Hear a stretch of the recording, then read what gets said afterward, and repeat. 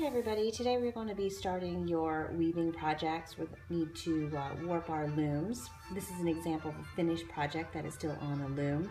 So it is a character, a cultural character from a story.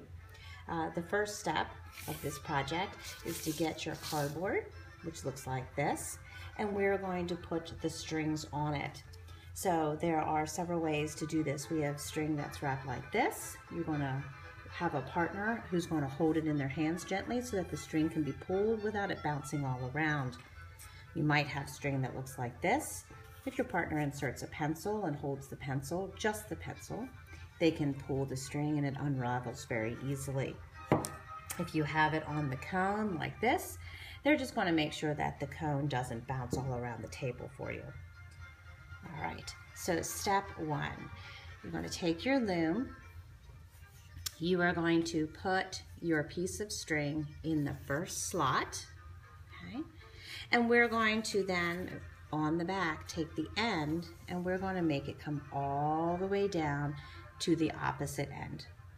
I will probably give you a piece of tape, but I don't need it, so I'm not going to use one. Now, back to the front. From here, we are going to come with all the string, come straight down the loom and into the bottom first slot here. Think of these as teeth. We're going to be flossing the teeth. So we go one side of the tooth around to the other side of the tooth.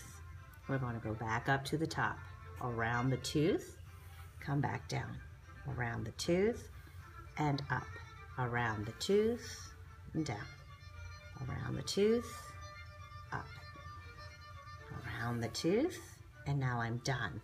If I flip this over, you'll see that I'm at the opposite end. So here's where my string started, and down here is where my string is ending. The next thing that I'm going to do is measure out my string to the opposite corner, and I'm going to cut it. From here, I'm going to take my two pieces completely long enough to tie in a knot. So crisscross and one comes around. You're lucky enough to still have your partner with you. They can put their finger right here and you can easily get the second part of the knot done. I don't have a partner here. I'm gonna have to try and do this by myself. You do want your string to stay taut, okay? So that there's not a lot of give in here. We don't want it to be so tight that it makes your cardboard bow like that. We do want it to still lay flat, but we don't want to have any loosey-goosey strings. Once you've had that done, you're going to take your person that you've drawn and you're going to slide it under your strings. Okay? It's a little on the short side. We will have to make some adjustments up and down, but it'll work out just fine. Once you have all this done, you're ready to start with the yarn.